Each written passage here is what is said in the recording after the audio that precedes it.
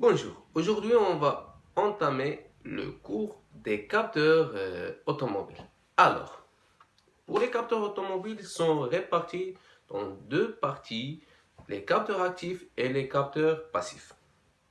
Des exemples pour les capteurs actifs, par exemple les capteurs à effet Hall, capteurs d'Albracam, le capteur de pression des gaz d'échappement, capteur de pression de gasoil, capteur de pression de l'air admis, capteur de pression de suralimentation turbo, et par exemple le capteur de température d'eau de refroidissement, le dubimètre, capteur à effet Hall, régime moteur, capteur à effet Hall, vitesse de rotation de roue.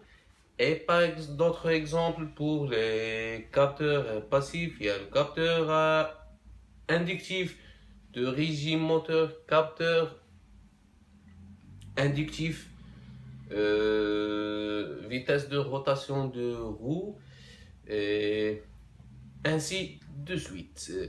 Aujourd'hui, on va voir une petite simulation d'explication de ces capteurs-là et on va prendre l'exemple d'un capteur d'eau de refroidissement. On va simuler, on va détailler le fonctionnement, on va faire une petite mise en service, mise en œuvre de ce capteur. On va voir les possibilités de mise en œuvre si on va faire en capteur, si on, en courant, si on va faire en tension.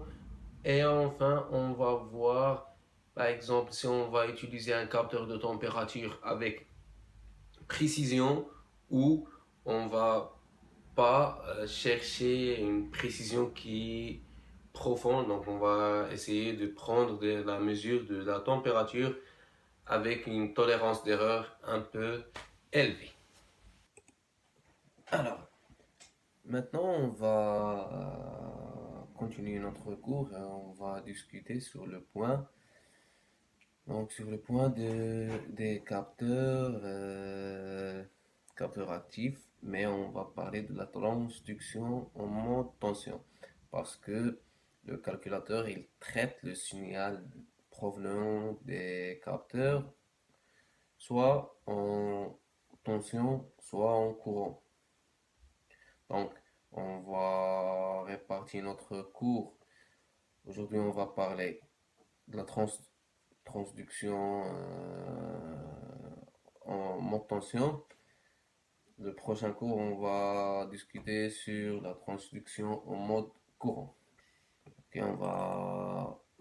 maintenant ici, c'est 12 volts. Ok. Bon, d'où vient le 5 volts? À l'intérieur du calculateur, on va dire que ça, c'est le calculateur. Donc à l'intérieur du calculateur, il y en a un régulateur, un simple régulateur 7805 qui va réguler la tension 12 volts en 5 volts. D'accord? Alors, notre capteur, c'est ça. Donc, on va simuler notre capteur comme une résistance variable. Si on va dire que le capteur de température de l'eau de refroidissement, c'est une résistance variable de type CTN, donc coefficient de température négatif. Lorsque la température augmente, la résistance diminue. Ok? Donc, cette résistance-là, on peut le varier. Donc, comme ça, hop. Il y a le 0% et le 100%. D'accord? Alors, en mode tension, ça se fait comment? Si j'ai une résistance, donc je dois faire un pont de diviseur de tension. Donc, à l'intérieur du, du calculateur, nous avons ici une résistance qui est fixée par le constructeur. Moi, j'ai fixé une résistance de 1 kΩ ici. Et mon capteur, il est là. OK? Donc, j'ai mis ici 3 voltmètres. OK? Pour qu'on visualise les tensions mesurées. Alors, je vais lancer la simulation. D'accord? Je vais mettre mon curseur de la variation ici au milieu. Mon curseur de variation au milieu. Je lance. Alors, on commence. Ici à l'entrée, j'ai 12 volts. Ça, on peut dire que ça, c'est tension batterie. C'est la tension qui va alimenter le calculateur et d'autres équipements installés dans le véhicule. Aussi, ici, après le régulateur, donc j'ai une entrée 12 volts. Après le régulateur, j'ai une sortie 5 volts. Ok.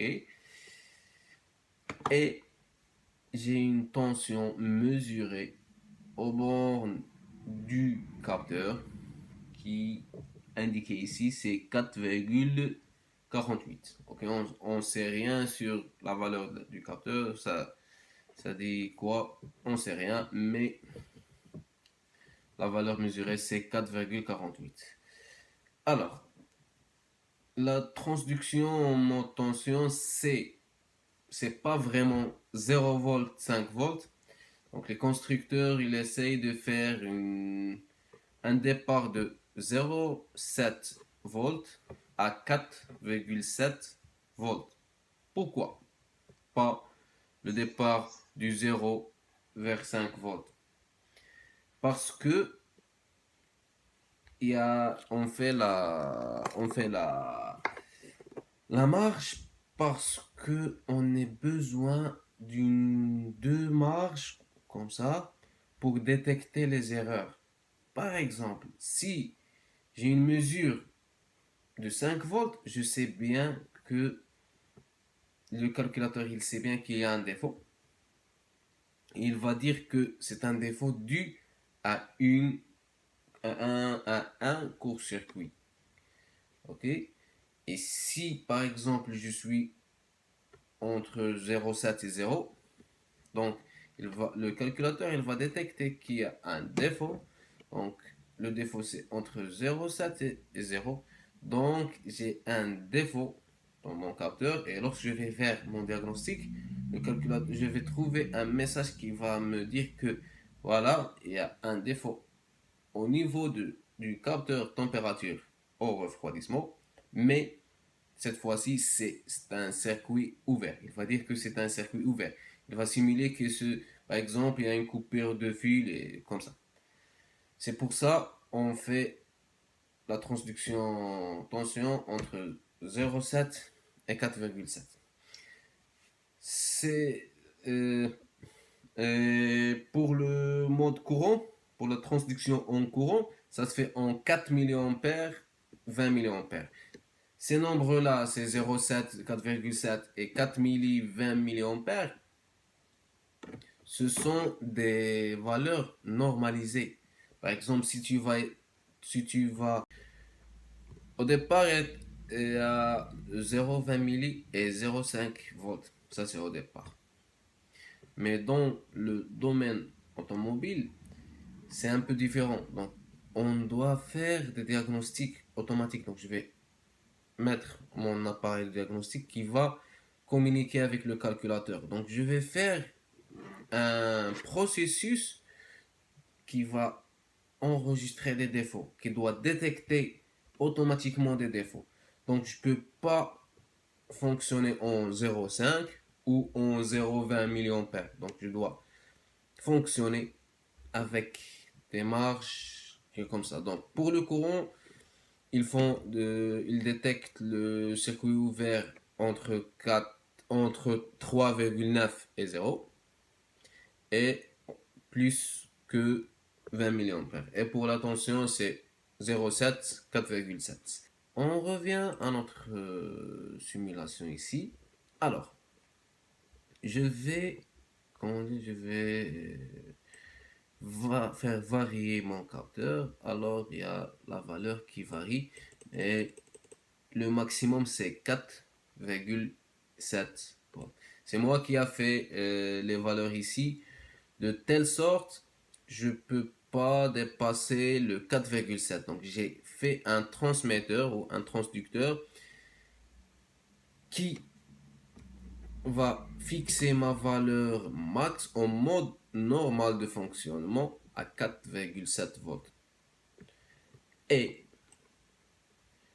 ma valeur minimale à 0,7 volts. D'accord? C'est ça comment on dit, le squelette de notre, si on veut dire que c'est un schéma synoptique. Donc, le capteur, la résistance fixe qui va aider le système à varier la tension, parce que si je ne vais pas mettre cette résistance ici, donc ça n'a rien à voir avec notre système. Donc, ça n'a rien à voir avec notre système. Donc, je ne peux pas varier la tension si je ne vais pas faire ça. Donc, si je voudrais varier la tension, je dois faire un montage diviseur de tension. Et le diviseur de tension, c'est facile, c'est très facile. Donc, on va écrire ici diviseur de tension, diviseur de tension. Ok. Donc, le diviseur de tension, c'est deux résistances en série.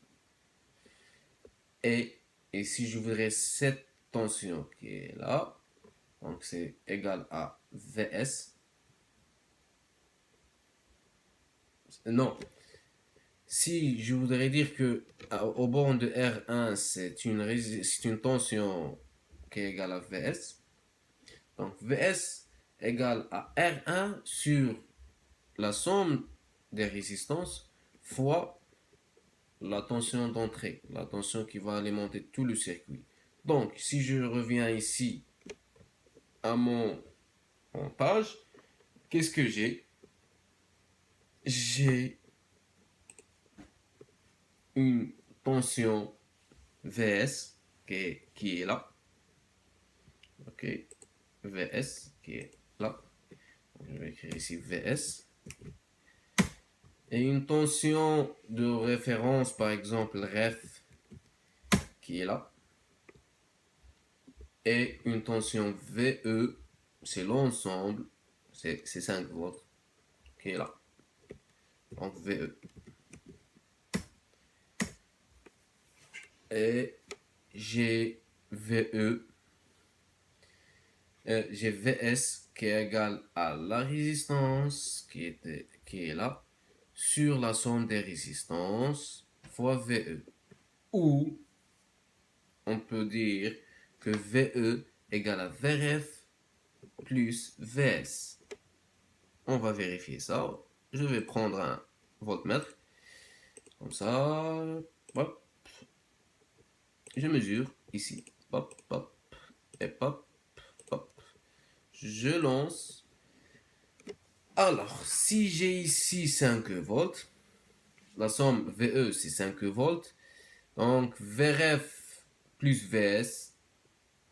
VS ici c'est 0,67. Et VRF c'est 4,33. Donc l'ensemble c'est. La somme c'est 5 volts. Donc c'est bien. Alors.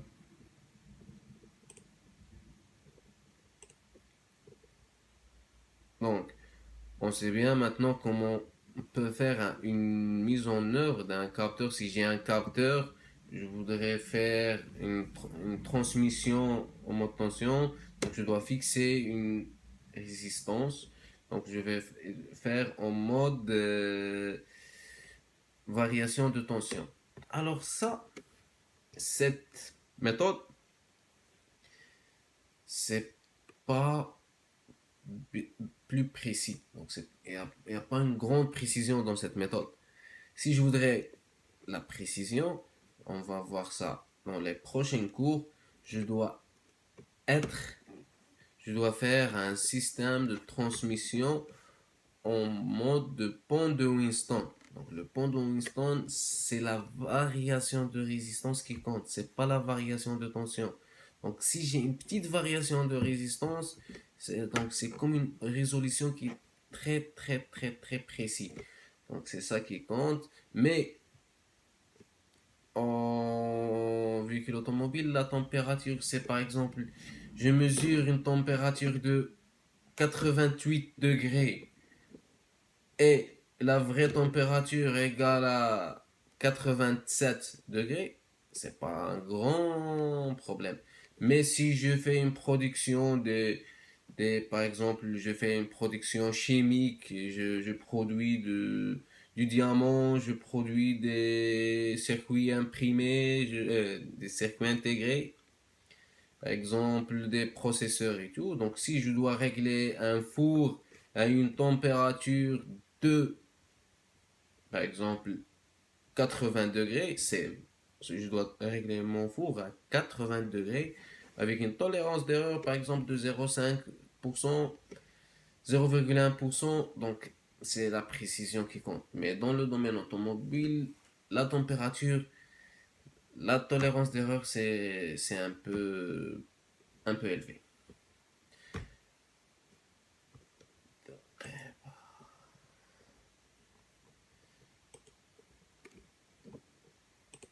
Donc,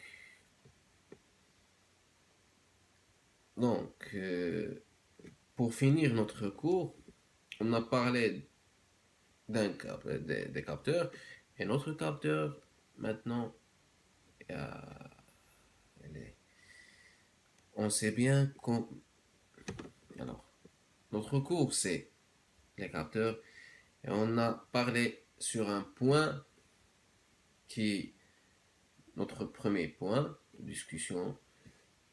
Donc, c'est la variation de tension. Donc, c'est pas grand-chose. C'est un diviseur de tension. Donc, on a vu comment la tension varie. Donc, on va varier la tension ici pour la dernière fois. Par exemple, ici j'ai 2,41. Ici, j'ai 2,59. Et la somme, c'est 5. En conclusion, donc, c'est ça notre cours d'aujourd'hui. Espérons que ça va vous aider un peu. Autre chose, donc, notre prochain cours, on va parler sur la mise en service d'un pendu instant et je vais parler les transmetteurs en mode courant, en 420 mA. Je vais parler sur les capteurs qui utilisent la méthode pont de Winston dans l'automobile. Je vais simuler les capteurs qui utilisent, qui utilisent la méthode de pont de Winston en automobile. Et je vais simuler aussi des capteurs qui utilisent la transduction en mode courant 420 mA. Merci.